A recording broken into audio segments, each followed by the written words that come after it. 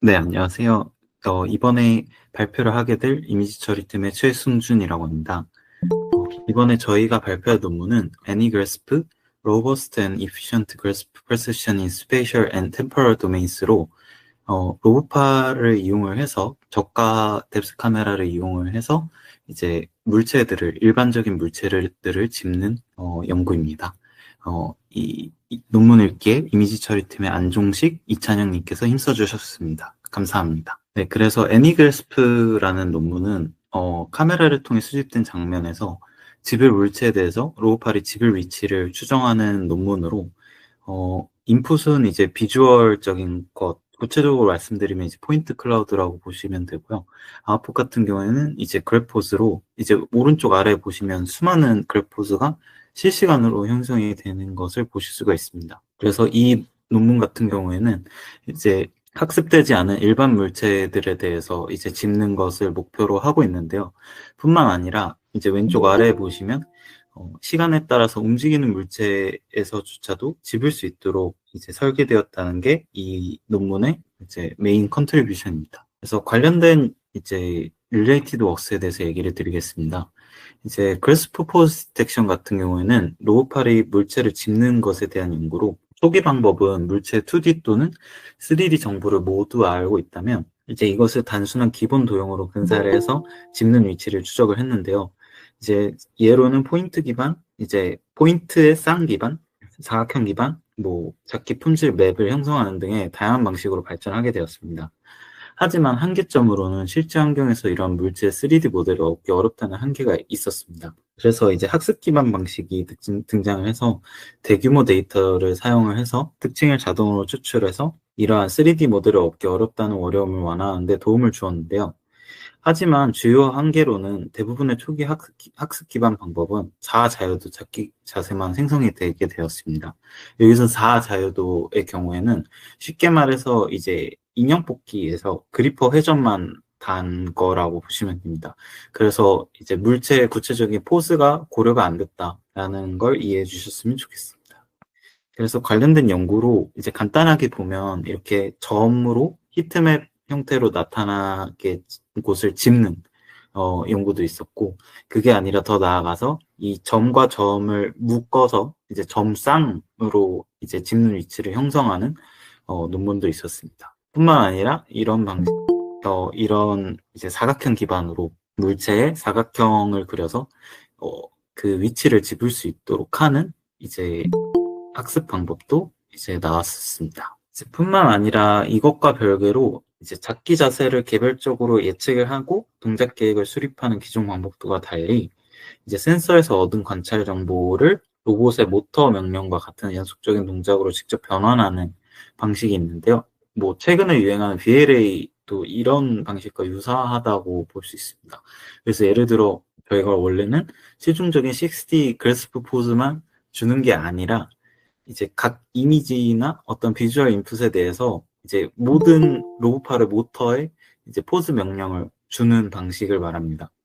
그래서 대표적으로 이제 보여드릴 그림은 이제 저렴한 휴대용 그리퍼를 사용을 해서 실제로 사람이 잡기 동작을 수행을 하고 이것을 로보팔이 학습을 해서 이제 잡기를 수행할 수 있도록 하는 논문인데요. 하지만 이런 방식의 단점은 아무래도 도메인 전환 문제에 굉장히 취약하게 됩니다. 예를 들어 시뮬레이션 환경에서 학습한 모델의 경우에는 실제 환경에서 예상치 못한 노이즈나 변화에 제대로 대응하지 못하는 경우가 발생하고요. 이 외에도 실제로 학습이 되었다고 하더라도 다른 이제 환경에 들어가게 되면 일반화가 되었지 않았기 때문에 성능이 하락하는 모습을 많이 보여주게 됩니다. 다음은 이제 트레이닝 데이터에 관련된 얘기인데요.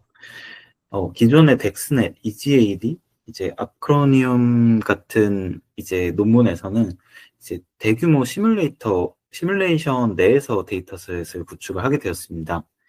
근데 문제는 이제 매년 물체 수가 계속 이제 논문이 나오면 나올수록 증가하는데 얼마나 저희가 가상 물체가 필요한지가 불분명하고 실제로 물체의 수가 많아지면 어쨌든 데이터의 수가 늘어나기 때문에 훈련 과정이 점점 더 부담이 될 수밖에 없습니다.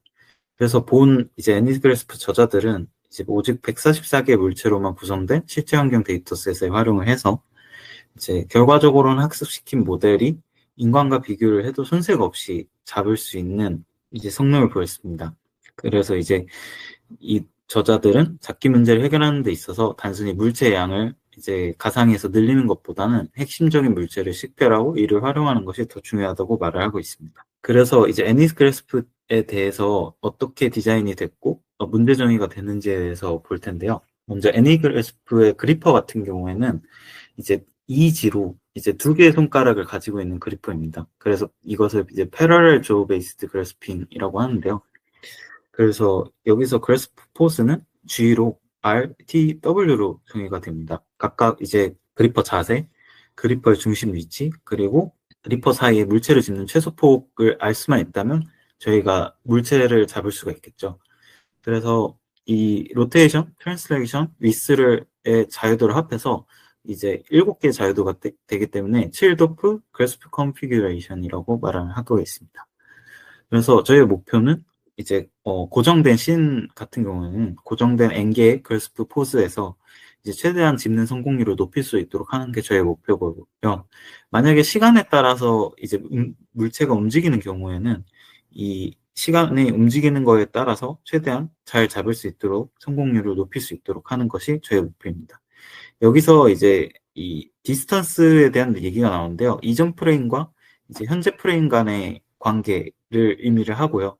그래서 여기서 시그마 같은 경우에는 이제 톨러런스 에러로 이전 잡기 자세와 현재 잡기 자세가 같은 포스인지 아닌지를 인식하는 파라미터를 의미합니다. 그 다음에 이제 스페이셜 컨티뉴어스 러닝에 대해서 말씀드리도록 하겠습니다. 이제 이전의 방식 같은 경우에는 이제 그래스프 포즈를 할 때 그리퍼 공간 내에 이제 잘린 로컬 포인트 클라우드만으로도, 그러니까 전체 포인트 클라우드가 아니라 일정 부분의 포인트 클라우드만으로 잡기 품질을 판단을 하였다면, 이번 논문 같은 경우에는 전체 장면의 입력을 사용하기 때문에 이제 바로 모델의 모든 포인트 클라우드를 보고 한꺼번에 그래스프 이제 잡기 퀄리티를 예측을 하게 됩니다.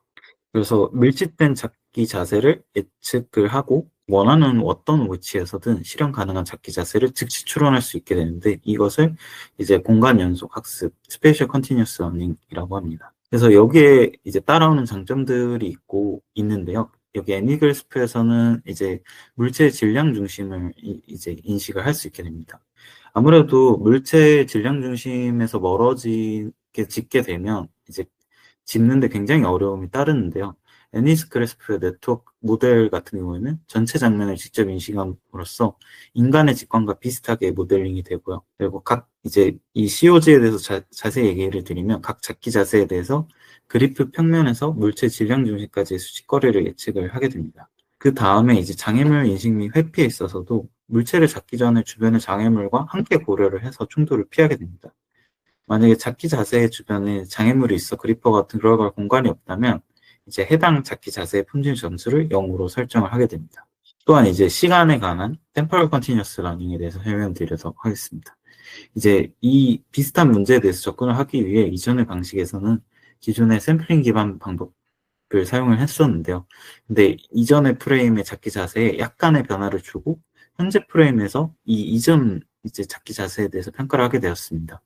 하지만 이 경우 계산 효율성을 위해서 이런 후보 자세들이 밀집되어 있지 않고 듬성듬성했기 때문에 물체의 가능한 모든 움직임을 커버하지 못했는데요. 이번 애니그래스프 논문에서는 제너레이션 어소시에이션 메소돌러지로 이제 이후에 설명을 드릴 텐데, 이것을 통해서 속도와 정확성을 보장을 하게 되었습니다.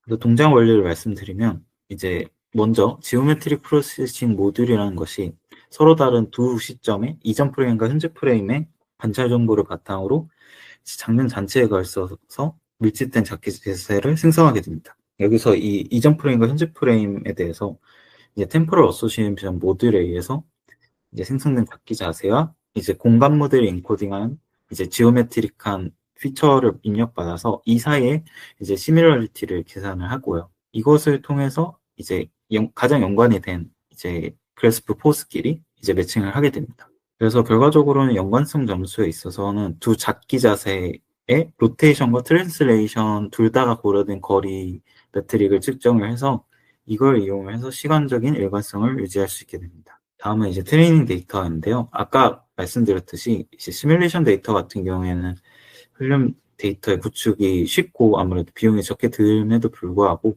이제 노이즈나 실제 환경에서 작동을 하면 고가의 정밀한 카메라가 필요하게 됩니다. 근데 실제 이제 같은 경우에는 아무래도 이미 노이즈가 많이 포함이 되어 있기 때문에 저가형 카메라에서도 이제 학습된 모델이 좋은 성능을 낼 수 있게 됩니다. 그래서 이번 애니그래스프의 메서드에 대해서 볼 텐데요. 먼저 데이터에 대해서 보겠습니다.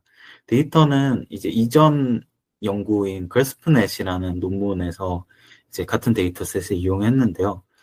이제 거기에 그 데이터셋에 추가로 104개의 새로운 물체로 구성된 168개의 엑스트라신이라는 게 이제 새로운 장면 를 말합니다. 그래서 이걸 구성을 해서 데이터셋을 구성을 하게 되었습니다. 그래서 이제 화면을 보시면 이제 그 각 물체의 어노테이션을 더 쉽게 하기 위해서 각 오브젝트에 대한 60 포즈를 어노테이션을 수작업으로 하였지만 그 각 오브젝트에 대해서는 그래프 포즈를 이제 애널리티컬하게 이제 제너레이션을 해가지고 자동으로 그래프 포즈가 오브젝트마다 생성이 되도록 이제 했는데요. 이걸 통해서 이제 일일이 60 포즈 이제 그래프 포즈를 어노테이션 하는 것을 많이 줄였다고 합니다. 그리고 여기서 보시면 이제 안티포덜 스코어를 이용을 해서 이제 덴스한 그래프 포즈를 계산을 했다고 하는데요. 이거에 대해서 설명을 드리면 이제 엔티포덜 그래스프란 미끄러지지 않고 이제 안정적으로 버틸 수 있는 상태를 말합니다. 그래서 이제 두 개의 그리퍼 핑거가 서로 물체의 반대쪽을 잡게 되는데 여기서 이제 한쪽 프릭션 이제 한쪽을 잡았을 때 거기에 이제 마찰력이 생기는데 그 마찰력에 대한 이제 어떤 콘의 형태가 생기면 그 콘이 반대쪽 핑거의 이제 노멀 벡터와 겹치는 경우에 잘 잡혔다고 인식을 하게 됩니다. 그래서 안티포덜 스코어란 그것이 얼마나 잘 잡혔는지에 대해서 이제 벡터 차원에서 이제 검사를 하는 것을 말합니다. 그래서 데이터셋은 아까 말씀드린 대로 이제 144개 물체로 구성된 268개의 장면을 데이터로 사용을 했고요. 각 장면에서 10개 물체를 무작위로 배치하고 이제 총 265개의 시점에서 이미지를 촬영을 했다고 합니다. 그리고 이제 수동으로 60 포즈를 이제 어노테이션을 하고 자동으로 이제 그래스프 포즈를 생성을 했고요. 이제 충돌 감지 같은 경우에는 그리퍼 모델을 단순화하여 수행을 했다고 합니다. 그래서 이제 이전에 그래스프넷이라는 연구와 달라진 점이 있다면 이제 이전에는 이제 어프로치 뎁스라는 개념이 있는데 어프로치 뎁스가 이제 물체를 찍기 전에 얼마만큼 다가가야 되는지에 대한 이제 모델의 아웃풋인데요. 그게 이제 원래는 1cm, 2cm, 3cm, 4cm만 있는데 이번에는 0.5cm를 추가를 해서 이제 작은 물체도 더 잘 잡을 수 있도록 하였다고 합니다. 그 다음에 이전에는 물체 무게중심을 고려하지 않았었는데 이번에는 물체 무게중심을 고려를 해서 사진을 보시면 이제 물체 무게중심으로부터 그리퍼가 집은 위치와 있는 이 퍼펜디큘러 디스턴스를 구했다고 하는데요. 이것을 이제 정교화를 했다고 합니다. 근데 이제 정교화 같은 경우에는 생성된 이제 다양한 그래스프 포즈 중에 최대의 퍼펜디큘러 디스턴스로 나누어서 0과 1 사이로 정교화를 해서 그립의 안전성을 보장했다고 합니다. 다음은 이제 temporal association label, 그러니까 시간적인 것에 대해서 이제 시간에 따라서 움직이는 물체를 잡기 위해서 어떻게 라벨링을 할지에 대한 정책인데요. 그래서 잡기 자세의 시간적 일관성을 위해서 두 프레임 사이에 동일한 포즈를 표현하기 위한 라벨을 수행을 하게 되었습니다. 근데 아무래도 이제 오리지널 데이터셋이 비디오로 이루어져 있지 않기 때문에 그렇지만 이제 256개의 다른 뷰포인트에서 촬영한 데이터가 있게 됩니다. 그래서 같은 물체에 대해서 256개의 다른 뷰포인트에서 촬영한 데이터가 있기 때문에 물체 배치는 동일한데 이제 뷰포인트만 달라서 이거를 이용을 해서 학습을 진행을 했다고 합니다. 그래서 같은 물체에서 나온 그래포즈가 매칭이 될 수 있기 때문에 이것을 이용을 해서 라벨링을 진행을 했다고 합니다. 그래서 다음은 이제 애니그래스프의 모델에 대해서 설명을 드리도록 하겠습니다. 전체적인 모델 구성을 보면 이제 GSNet이라는 이전 연구의 모델이 있고요. 그 모델의 아웃풋들을 활용을 하면서도 이제 이후에 템퍼럴하게 이제 고려를 하기 위해서 이제 템포럴 어소시에이션 모듈이 앞에 달린 것을 보실 수가 있습니다. 이것에 대해서 이제 자세히 설명하도록 하겠습니다. 이제 먼저 이제 GSNet에 대해서 설명을 드릴 텐데요. GSNet이 사실 지오메트리 프로세싱 모듈이라고 보시면 됩니다. 그래서 이게 어떤 방식이냐면 먼저 이제 저희가 이 초록색 점들을 보시면 그래스퍼블 영역인데 이 그래스퍼블 영역을 찾고 이 중에 점수가 높은 일부 점을 선택을 한 다음에 이것을 이제 시드로 사용을 해서 최종적인 그래스프 후보를 생성하는 방식입니다. 그래서 백본에는 이제 포인트를 이제 엔코더 디코더를 통해서 이제 원래 3차원이었던 채널을 이제 3 플러스 C 채널로 늘려주고 이걸 MLP를 통해서 이제 그래스퍼블 영역을 표시를 해주게 됩니다. 그리고 그래스퍼블 FPS와 PBS를 그리고 실린더 그룹핑을 통해서 최종적인 이제 아웃풋이 나오게 되는데요. 이것에 대해서 자세히 설명드리도록 하겠습니다. 이제 이전 논문 그래스프넷하고 달라진 점은 이제 애니그래스프 같은 경우에는 이제 센터 오브 이제 COG를 고려를 하기 때문에 무게중심을 고려를 하기 때문에 이제 스테이블 스코어가 추가가 됐고요. 이제 GS넷이든 그래스프 이제 애니그래스프든 이제 바로 R 로테이션과 트랜슬레이션 위스를 바로 구하는 게 아니라 이제 그래스프 포인트, 뷰, 인플레인 로테이션 그리고 어프로치 뎁스, 위스를 세분화해서 아웃풋을 모델의 아웃풋으로 내게 됩니다. 여기서 뷰가 잘 이해가 안 되실 수 있는데 뷰 같은 경우에는 어느 방향에서 그래스프를 할 때 어느 방향에서 바라볼지에 대한 걸로 개념으로 이해를 하시면 될 것 같습니다. 그래서 먼저 파이프라인을 보시면 이제 아까 말씀드렸듯이 포인트 클라우드 입력을 이제 포인트 엔코더 디코더가 3D 컴브로 들어가서 이제 이거를 이용을 해서 오브젝티니스 마스크와 그래스퍼블 히트맵을 생성을 하게 됩니다. 그 다음에 이제 포레스트 포인트 샘플링 그러니까 하나의 점으로부터 먼 거리의 점을 샘플링을 해서 이제 1024개가 되도록 이제 만들게 됩니다. 이것을 하는 이유는 이제 아무래도 차원수를 줄여야 되기 때문에 계산 효율성을 위해서 샘플링을 했다라고 보시면 될 것 같습니다. 그 다음에 이제 그래스퍼블 PBS라는 것을 하게 되는데요. 이게 뭐냐면 이제 각 이제 샘플링한 1024개 포인트마다 이제 뷰 스코어 300개를 예측을 해서 그러니까 그래스프를 300개를 해보는 거죠. 각 1024개 포인트마다. 그래서 이제 가장 그립 친화적인 뷰를 선택을 해보는 겁니다.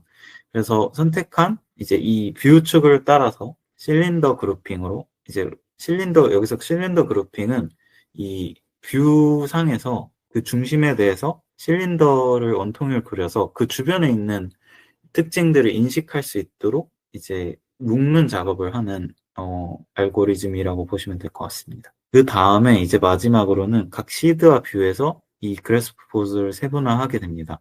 그래서 최종적인 아웃풋은 이제 한 그룹에 대해서 48개의 그래포즈 스코어와 48개의 그래스프 위스를 예측을 하게 됩니다. 여기서 왜 48개 있냐면 12개의 이제 인플레인 회전이 있고요. 그리고 총 4단계 이산화된 어프로치 뎁스가 있습니다. 1cm, 2cm, 3cm, 4cm 이렇게 있습니다. 그래서 이제 근데 이제 애니그래스프 같은 경우는 0.5cm를 추가했기 때문에 5단으로 확장이 됐고요. 이제 회전 각도별로 이제 스테이블 스코어를 함께 예측하도록 이제 마지막 레이어를 수정을 했다고 합니다. 그리고 참고로 여기 12개 인플레인 회전 같은 경우에도 30도씩 이산화돼서 맞히는 구조라고 보시면 될 것 같습니다.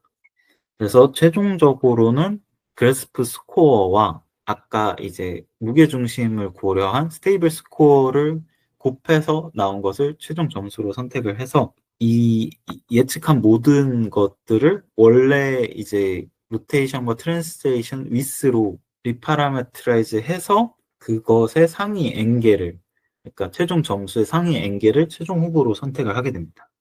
그 다음에 이제 시간적인 부분에 대해서 템포럴 어소시에이션 모델에 대해서 설명을 드릴 텐데요. 이제 연속된 두 프레임에서 이제 같은 물체에서 같은 그래스프 포즈가 무엇인지에 대해서 이제 맞추기 위해서 코레스폰던스 매트릭스를 계산하게 됩니다. 근데 그것을 하기 전에 각 그래스프 포즈마다 하나의 피처 벡터를 만들게 되는데요. 이게 이제 원래 GS넷의 이제 피처 중에 하나인 시드 피처와 그래스프 피처를 이제 뽑아서 여기 오른쪽 아래에 보시면 이 MLP, 각 MLP에서 나온 게 시드 피처, 그래스프 피처라고 보시면 될 것 같습니다. 그래서 그것을 모으고 이제 컬러 피처를 또 모으게 됩니다. 이때는 이제 예측된 그래프 포스의 방향을 따라서 이제 이것도 원통형으로 그려서 그 주변의 로컬 피처들을 이제 RGB 형태로 모아서 이제 MLP와 풀링을 통과시켜서 이제 피처로 모으고요. 마지막으로는 GS넷의 아웃풋이 있잖아요. 이 회전 행렬 이제 3x3 9개와 트랜스레이션 매트릭스 3개를 합해서 총 12개의 길이를 가지는 피처 벡터를 생성을 해내게 됩니다. 그래서 이 네 가지를 모두 컨캐티네이션 해서 256개의 채널을 가진 피처 벡터로 만들게 되고요. 이것을 이제 갖고 있다가 이제 다음 프레임이 또 들어오게 되면 이제 두 프레임 사이에서 모든 그래스프 페어에 대해서 코사인 시뮬러리티를 계산을 해서 이제 대응 점수 계산 및 대응 매트리스를 생성을 하게 됩니다. 그래서 이제 시간적으로 부드러운 그래스프를 선택을 할 수 있다라고 이해를 하시면 될 것 같습니다. 그래서 여기서 이제 로스 펑션을 같은 경우에는 지오메트리 모듈을 학습시킬 때는 소프트맥스와 스무스 에런을 사용을 했고요. 여기서 이제 아무래도 지오메트리 모듈이 중요하기 때문에 먼저 이제 프롬 스크래치로 학습을 먼저 진행했고 학습한 후에는 이 가중치를 얼린 다음에 템포럴 모듈을 이제 각 포인트 클라우드 페어로 이전 프레임은 아니지만 뭐 대응되는 포인트 클라우드끼리 학습을 하게 되었습니다. 그래서 자세한 디테일 같은 경우는 0.005m로 복셀 길이로 복셀라이제이션을 했고요. 포인트 클라우드를. 그리고 각 씬별로 이제 1024개의 포인트를 이제 모으게 되었습니다. 그리고 피처 벡터 같은 경우에는 256개를 쌓았고 이제 실린더 개수로는 16개를 썼다고 합니다. 네, 이 이유에 대해서는 이제 설명드리진 않고 이제 포스트 프로세싱 같은 경우에는 이제 이후에 이게 콜리전이 일어날 수 있잖아요. 충돌이 일어날 수 있는데 그래서 이제 각 100개 그래스프 후보에 대해서 그리퍼를 이 오른쪽 아래처럼 3개의 큐브로 단순화해서 이 그리퍼만 충돌이 하는지 안 하는지를 체크를 했다고 합니다. 그 다음에 이제 집을 때 양쪽 핑거팁이 동시에 접촉하도록 이제 그리퍼를 이동을 해서 이제 그리퍼가 이동을 할 때 물체가 밀리는 형상을 이제 최대한 방지를 했고요. GPU 상에서 이제 병렬 연산을 했기 때문에 80ms라는 굉장히 짧은 속도로 그래프 포즈를 추정했다고 합니다. 여기까지 혹시 질문 있으실까요? 네, 알겠습니다. 그럼 계속 진행하도록 하겠습니다. 네, 다음은 이제 실험에 대한 정보입니다. 이제 실험 같은 경우에는 사람과 비교하는 실험을 주로 했는데요. 먼저 정적 실험 같은 경우에는 이제 UR 로봇파를 사용을 했고요. 이제 천장에 따로 이제 인텔 리얼센스 D415나 435 카메라를 사용을 했습니다. 굉장히 저가 카메라이죠. 그리고 특징으로는 특수 부품을 사용하진 않았고 이제 누구나 쉽게 사용할 수 있는 탁구책 고무를 로봇 손가락 끝에 그리퍼 끝에 붙여서 사용을 했다고 하고요. 이제 사람과 공평하게 비교를 하기 위해서 사람도 가운데 화면처럼 이제 비슷한 조건의 집게를 들고 이제 짚는 거고 이제 물체가 사람의 경우에 닿은 후에는 이 그래포스를 바꾸지 않는 방식으로 실험에 참여를 했다고 합니다. 그리고 동적 실험 같은 경우에는 이제 아무래도 UR이 조금 딱딱한 면이 있어서 더 부드러운 움직임이 가능한 플렉신 리존 로봇팔을 사용을 했고요. 그리고 로봇팔이 시야를 가리는 걸 막고 이제 더 가까운 거리 인식이 될 수 있도록 이제 L515 이제 라이다 카메라를 로봇 손목에 직접 부착을 했습니다. 그리고 안전을 위해서 여기서는 이제 3D 프린터로 이제 더 연장을 해서 이제 그리퍼의 집게 길이를 늘렸고요. 이제 모든 실험은 우분투 20.04, 이제 CPU는 이제 i9 그리고 GPU는 2060에서 파이썬으로 실행이 됐습니다. 그래서 보시면 이제 정적 실험 같은 경우에는 이제 아르코 마커를 통해서 카메라와 로봇팔 사이에 이스트린식을 캘리브레이션을 해서 위치를 맞추고요. 이제 통 안에 물건들을 무작위로 쏟아놓게 됩니다. 그래서 이제 로봇이 어쨌든 포인트 클라우드를 갖고 있기 때문에 물건을 집을 수 있는 여러 방법을 계산을 해서 가려지지 않고 안전구역 안에 있고 성공률이 가장 높은 것을 최적의 이제 그래퍼스로 선정을 해서 짓게 되고요. 이제 충돌을 피하기 위해서 물체에 바로 접근하지 않고 10cm 뒤에서 이제 10cm 뒤에 안전한 지점을 먼저 위에서 갔다가 이제 물건을 집어서 목표 지점을 옮기면 성공으로 기록되게 됩니다. 이제 다이나믹 그래서 동적 실험 같은 경우에는 이제 실험 종료 조건이 로봇이 물건을 집을 방법을 10번 연속으로 찾지 못하면 실험이 끝나는데요. 그래서 로봇의 성능을 비교하기 위해서 사람도 동적 실험에서 똑같은 조건으로 수행을 했다고 합니다. 그래서 로봇 같은 경우에는 단순히 물고기, 여기서 물고기 모형을 사용하는데 이제 현재 위치를 노리는 게 아니라 이 물고기의 이제 과거 10개 프레임을 분석을 해서 이제 이걸 바탕으로 속도와 방향을 예측해서 이제 물고기가 어디 있을지를 미래 위치를 예측을 하게 됩니다. 그리고 이제 실험 유튜브에서 영상을 보시면 알 수 있는데 이제 예측된 위치를 바로 잡으러 가지 않고 위에서 호버링 하면서 이제 따라다니다가 이제 확실할 때 짓게 됩니다. 그 조건은 이제 예측 위치에 충분히 가까워지고 이제 로봇의 각도, 그래스포스가 잘 맞으면 그 즉시 내려가서 잡는다고 합니다. 그래서 이제 로봇의 물건 짓기 성공 여부를 판단하는 두 가지 기준이 있는데요. 하나는 시도 중심 성공률로 이제 마치 로봇이 총 100번을 시도해서 90번을 성공을 했다면 성공률은 90%가 되게 됩니다. 근데 이게 이제 사실 저희가 흔히 아는 성공 매트릭 방식이고 더 엄격한 평가 방식이라고 할 수 있습니다.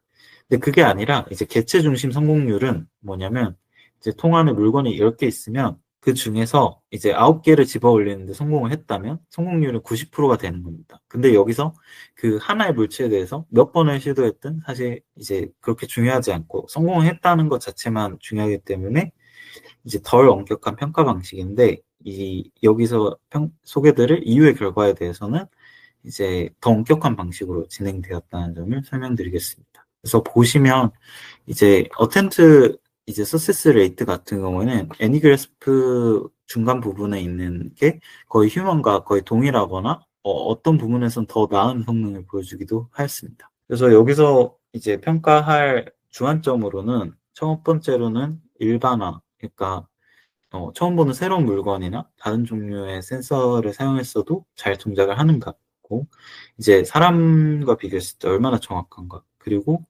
일관적으로 이제 움직이는 물체에 대해서 얼마나 안정적으로 추적을 할 수 있고 이 전체 시스템이 얼마나 빠르게 진행이 되는지에 대해서 평가를 하였습니다. 그래서 결과적으로는 정확도 같은 경우 인간과 거의 동급으로 인간의 집기 성공률과 로봇의 물건 집기 성공률이 크게 차이가 없었습니다. 그리고 속도 같은 경우에는 로봇의 생각하는 시간, 그러니까 걸리는 시간은 0.2초 미만으로 매우 빨랐고요. 이제 이전의 연구에서는 이제 팔 2개로 시간당 300개를 집었다면 여기서 3배 정도 빨라진 900개 이상의 물건을 시간당 이제 900개 이상의 물건을 집었다고 합니다. 그리고 이제 저품질의 이제 100만 원 이하의 이제 카메라를 이용했음에도 굉장히 문제없이 물건을 잘 집는다는 것을 이제 어필을 하고 있습니다. 그래서 실험 결과를 보시면 이제 이거는 이제 언신 오브젝트, 한 번도 학습되지 않은 오브젝트에 대한 실험인데요. 이제 보시면 이제 애니그래스프 같은 경우에 사람에 비해서 굉장히 잘 집는 모습을 보여줄 수가 있습니다. 덱스넷 4.0은 이제 이전에 다른 연구진에서 진행했던 실험으로 이 연구에 비해서 굉장히 성능이 떨어지는 것을 보실 수가 있습니다. 이제 오른쪽 같은 경우에는 이제 저희가 실험에서 D435와 415라는 센서를 이용했는데 이게 두 개가 같은 회사에서 나온 다른 카메라인데요. 근데 이거를 이용했을 때 이제 애니그래스프 같은 경우에는 카메라 종류 다 모두 성능이 괜찮게 나왔다. 여기 위에 보시면 이런 뎁스에 대한 데비에이션이 D435 같은 경우 굉장히 심한데 불구하고도 이제 성능이 안정적으로 나왔다는 것을 이제 말을 하고 있습니다. 그다음에는 이제 좀 더 이제 로봇이 짚기 어렵거나 좀 파악하기 어려운 물체에 대해서 실험을 했었는데요. 여기서는 이제 13개의 덱스네 2.0이라는 논문에서 나온 이제 물체와 EGAD라는 이제 데이터 연구에서 나온 49개 물체를 합쳐서 총 62개 물체를 직접 3D 프린터로 뽑아가지고 실험을 진행을 했습니다. 이제 결과적으로 보시면 덱스넷보다는 분명히 나은 성능을 보여줬지만 그래도 평균적인 이제 애니그래스프의 성능보다는 낮아지는 것을 보실 수가 있습니다. 아무래도 휴먼이 훨씬 더 나은 결과를 보여줬죠. 그래서 이제 이 원인을 분석해 보면 로봇이 한 번 실패하면 이제 이 실패로부터 배우지 못하고 같은 실수를 반복해서 이제 짚는 경향이 있었습니다. 이제 다음은 이제 좀 더 도전적으로 깨진 얇은 파편에 대한 건데요. 사실 이제 이 실제 카메라 뎁스의 레졸루션에 거의 근접할 정도로 두께 3mm 미만의 깨진 토기 파편을 짚는 태스크를 수행을 했는데요. 여기서 이제 매우 높은 파지 정확도를 요구하게 되는데 실제로 이것에 대해서 성공적으로 파지를 했다고 합니다. 근데 여기서 논문에서는 이제 구체적인 그 정량적인 통계를 제공하지는 않았습니다. 그 다음에는 이제 움직이는 물체에 대한 얘기인데요. 이 움직이는 물체를 짚는 게 어려운 이유가 이제 여기서 정의된 물체가 아무래도 물고기 모형이기 때문에 유선형의 형태라 미끄럽고 물속이라 마찰력이 거의 없어서 잡기가 힘들다고 합니다. 그리고 이제 끊임없이 움직일 뿐만 아니라 물 때문에 이제 카메라가 아무래도 굴절돼서 이제 포인트 클라우드가 잘 안 나올 수도 있는 문제가 있게 됩니다. 그럼에도 로봇이 평균 75.5%의 높은 성공률을 보였다고 합니다. 그래서 단순히 가장 가까운 목표를 따라가는 이제 단순한 방식과 비교했을 때도 훨씬 높은 성능을 보였다고 합니다. 그래서 보시면 왼쪽 그림은 이제 어떻게 짚는지에 대해서 그림으로 나타낸 거고요. 그리고 오른쪽에 이제 그래프는 이것 중에 이제 실패한 한 25% 정도의 실패한 것들에 대한 원인 분석을 한 건데요. 가장 큰 이유로 절반은 이제 보시는 것처럼 슬리핑으로 잘 잡았는데 너무 미끄러워서 놓친 경우였고요. 두 번째로는 물고기가 갑자기 속도를 바꿔서 이제 로봇의 예측이 빗나가서 이제 폴 비하인드로 뜨는 경우가 있고요. 이제 기타 이유로는 로봇이 비슷한 물고기 두 마리를 이제 크로스하다 보니까 이제 혼동해서 목표를 놓친 경우가 있었습니다. 다음은 이제 저희가 이제 실제 사진으로 학습시킨 경우와 가상 그래픽으로 비슷한 환경을 생성을 하고 이것에 대해서 학습시켜서 실제로 평가해본 성능 차이를 이제 말하게 됩니다. 여기서 이제 가짜 이미지를 더 현실적으로 보이기 위해서 이제 뎁스 완벽하게 나오는 시뮬레이션 뎁스에 가우시안 노이즈를 섞는 옵션도 진행을 했는데요. 이제 파란색이 노이즈가 없는 거고 이제 초록색 실선이 이제 노이즈가 있는 거라고 이해해 주시면 되겠습니다. 그래서 여기서 탑 상위 하나에서 상위 50개의 글스포스를 선정을 해서 이제 점점 1부터 50까지 늘려나가면서 이제 로봇 그리퍼가 물체를 안정적으로 파지했는지에 대한 여부를 판단하는 방식으로 프리시전을 구해서 이제 했는데요. 그렇게 되면 이제 많이 집을수록 글포즈를 많이 할수록 더 부정확한 글포즈를 생성하기 때문에 이제 프리시전이 떨어질 수밖에 없죠. 네. 근데 이제 결과적으로 보시면 이제 한 번도 이 실제 데이터로 학습되지 않은 경우에는 성능이 실제로 학습된 거에 비해서 많이 떨어지게 되었습니다. 특히 이 각각의 그래프가 의미하는 게 모든 오브젝트냐 아니면 본 오브젝트에 대한 거냐 이제 본 오브젝트가 비슷한 거냐 그리고 한 번도 보지 않은 오브젝트에 대한 거냐인데 이제 한 번도 보지 않은 오브젝트에 대해서 굉장히 성능 차이가 많이 나게 되었습니다. 다음은 이걸 이용해서 실제 환경에서 이제 집었을 때를 나타낸 건데요. 보시는 경우에 시뮬레이션을 학습한 경우에 이제 실제 데이터로 학습된 것보다 성능이 많이 떨어지는 것을 보실 수가 있습니다. 네, 다음은 이제 무게중심을 고려하는 것이 얼마나 중요한지에 대한 설명인데요. 여기서 보면 이제 빨간색이 무게중심을 고려했을 때고, 이제 이제 초록색의 그래프가 이제 무게중심을 고려하지 않았을 때인데요. 이렇게 됐을 때 이제 무게중심을 무시하고 잡았을 때는 이제 총 16번 미끄러졌고, 무게중심을 고려하고 잡았을 때는 이제 11번으로 덜 미끄러져서 잡았다고 합니다. 이제 결과적으로는 25번 짓게 했을 때 이제 물체 무게중심을 알고 잡는 것이 훨씬 더 안정적이었다고 합니다. 그 다음은 이제 이 AI 학습 이제 일종의 어블레이션 스터디인데요. 이제 학습 데이터의 세 가지 요소를 줄여보면서 무엇이 가장 중요한지를 비교를 하게 되었습니다. 이제 첫 번째로는 이제 제한되는 이제 학습되는 그래포스의 양을 줄여보는 게 있었고요. 두 번째로는 학습되는 이미지의 양을 줄여보는 게 있었고, 마지막으로는 이제 학습되는 장면, 그러니까 이미지가 아닌 장면의 종류가 얼마나 적으면 어떻게 되는지에 대해서 이제 결과를 보여드리면, 포즈의 양을 줄이는 것과 이미지의 양을 줄이는 것이 거의 똑같이 성능을 떨어뜨린다고 이제 합니다. 그래서 결과적으로는 얼마나 많은 잡는 법을 알려주는가가 얼마나 많은 사진을 보여주는가만큼이나 동등하게 중요하다라는 걸 의미하고 있습니다. 하지만 여기서 더 흥미로운 건 이제 장면의 다양성을 줄였을 때 성능이 가장 크게 하락을 했다는 건데요. 그래서 이제 이 그래프 포스 디텍션을 할 때는 이제 단순히 정보의 양보다 얼마나 다채롭게 이제 씬을 구성할 수 있는지가 굉장히 중요함을 이제 말을 하고 있습니다. 다음은 이제 물체가 템퍼럴하게 시간에 따라서 이제 그래포즈를 추적하는 거에 대한 얘기를 하고 있는데요. 여기서 포인트 클라우드에서 보이는 물체는 튜브고요. 이 각각의 초록색, 빨간색은 이제 뭐 크게 다르진 않고 이제 샘플링을 했다고 보시면 되겠습니다. 그래포즈를 두 개를 샘플링 한 거고, 이제 보시면 시간에 따라서 굉장히 물체가 일그러지고 잘 안 나올 때도 있음에도 불구하고 굉장히 잘 추적하는 것을 보실 수가 있습니다. 근데 여기서 이제 저자들이 얘기하기를 물체 전체를 추적하는 것과 잡을 지점만 추적하는 것 중에 무엇이 나은지에 대해서 설명하고 있는데, 결과적으로는 잡을 지점만 추적하는 것이 더 우월하다고 주장을 하고 있습니다.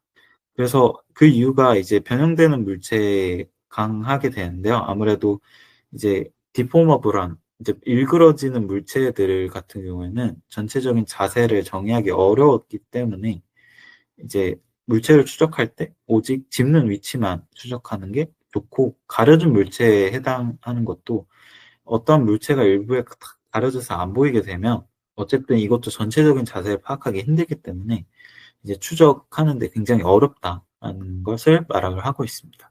그래서 결과적으로 물체의 포즈를 트래킹할 때는 잡을 지점 자체를 트래킹하는 게 낫다라고 말을 하고 있습니다. 그 다음에는 이제 폐쇄 루프에 대해서 설명을 하고 있는데요.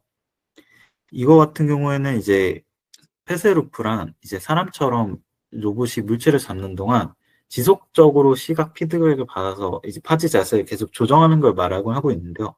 이제 애니그래프조차도 파지 예측을 통해서 계속 실시간으로 파지를 하려고 하는데, 근데 이게 로봇 그리퍼가 물체를 가리는 순간에는 사실 시각 센서가 인식을 하지 못하기 때문에 파지가 실패하는 경우가 있다고 합니다.